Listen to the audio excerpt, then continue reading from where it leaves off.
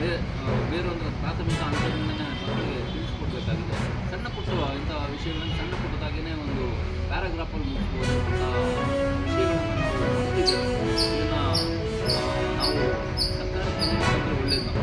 ಈ ಥರ ಆಚರಣೆ ಮಾಡಿ ಒಂದು ಮೆಮೊರಂಡಮನ್ನು ಡಿಗ್ರಿ ಕೊಟ್ಟರೆ ಅದು ಎಲ್ಲೋ ಒಂದು ಕಡೆ ಭಾಳ ಉತ್ತಮ ಅನಿಸ್ತದೆ ಅಂತ ನನ್ನ ಭಾವನೆ.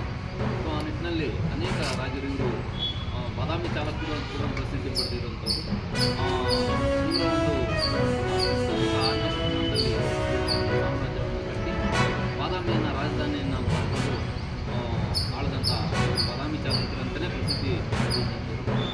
ಅದರಲ್ಲಿ ಶ್ರೇಷ್ಠ ದೊರೆ ಅಂತ ಅಂದ್ಕೊಂಡು ನೋಡಿ ಕಳಿಸಿದರು. ಅವರ ಒಂದು ಸ್ಮರಣೆಯನ್ನು ಮಾಡ್ತಾ ನಾವು ದಿನ ಸಂತೋಷದ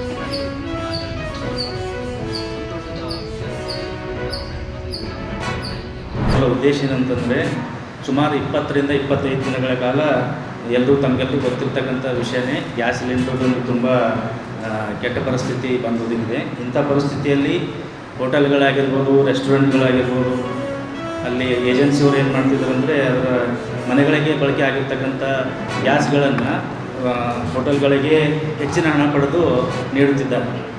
ಜೊತೆಗೆ ಇದರಿಂದ ಮನೆಗೆ ಬೇಕಾಗುವಂಥ ಸಿಲಿಂಡರ್ಗಳ ಕೊರತೆ ಹೆಚ್ಚಾಗುತ್ತಿದೆ.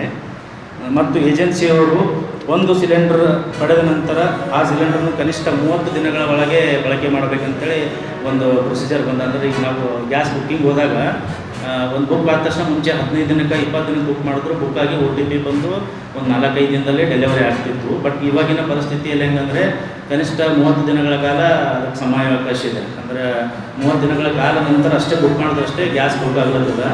ಇಂಥ ಅವಿಭಕ್ತ ಕುಟುಂಬದಲ್ಲಿ ಒಂದು 15ರಿಂದ 20 ಜನ ಇತ್ತಂದ್ರೆ ಒಂದು ಸಣ್ಣ ಗ್ಯಾಸ 30 ದಿನಗಳ ಕಾಲ ಹೇಗೆ ಬಳಸ್ಬೋದು, ಇದೆಲ್ಲ ತೊಂದರೆ ಉಂಟಾಗುತ್ತದೆ.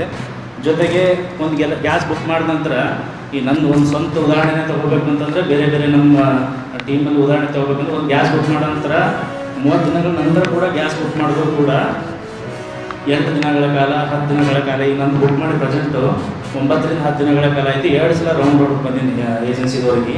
ಇನ್ನು ಗ್ಯಾಸ್ ಬಂದಿದೆ. ಮಿನಿಮಮ್ ನೀವು ಒಂದು ಗ್ಯಾಸ್ ಬುಕ್ ಮಾಡಾದ್ಮೇಲೆ ಒಂದು 15 ದಿನ ಒಂದು ಕಾಲಾವಕಾಶ ತೊಗೊಳ್ರಿ. 15 ದಿನ ಟೈಮ್ ಅಂತ ಇಟ್ಕೋರಿ. 15 ದಿನದೊಳಗೆ ನಿಮ್ಮ ಗ್ಯಾಸ್ ಏನಾದ್ರು ಡೆಲಿವರಿ ಮಾಡ್ತೀವಿ ಅಂತೇಳಿ ಏಜೆನ್ಸಿಯವರು ಹೇಳ್ತಾರೆ. ಅದು ಈಗಿನ ಪರಿಸ್ಥಿತಿ ಅಂಥ ಪರಿಸ್ಥಿತಿ ಬಂದ್ಕೊಂತದ. ಅಂದರೆ ಈಗ ಅವಿಭಕ್ತ ಕುಟುಂಬರು ಇದ್ರೆ ಅಂತಂದ್ರೆ 30 ದಿನಗಳ ಕಾಲ ಒಂದು ಸಣ್ಣ ಗ್ಯಾಸ್ ಹೆಂಗೆ ಬಳಸ್ಲಿಕ್ಕೆ ಸಾಧ್ಯ ಅದ. ಈಗ DC ಮೇಡಮ್ ಅವರು ನಿನ್ನೆ ಒಂದು ಸ್ಟೇಟ್ಮೆಂಟ್ ಕೊಟ್ಟರು. ಏನಂತಂದ್ರೆ LPG ಆಗಿರ್ಬೋದು, ಪೆಟ್ರೋಲ್ ಆಗಿರ್ಬೋದು, ಡೀಸೆಲ್ ಆಗಿರ್ಬೋದು, ಯಾವುದೇ ರೀತಿಯ ಕೊರತೆ ಇಲ್ಲ ಕಲಬುರಗಿ ಜಿಲ್ಲೆಯಲ್ಲಿ ಅಂತೇಳಿ. ಕೊರತೆ ಇಲ್ಲ ಅಂದರೆ ಈಗೆಲ್ಲ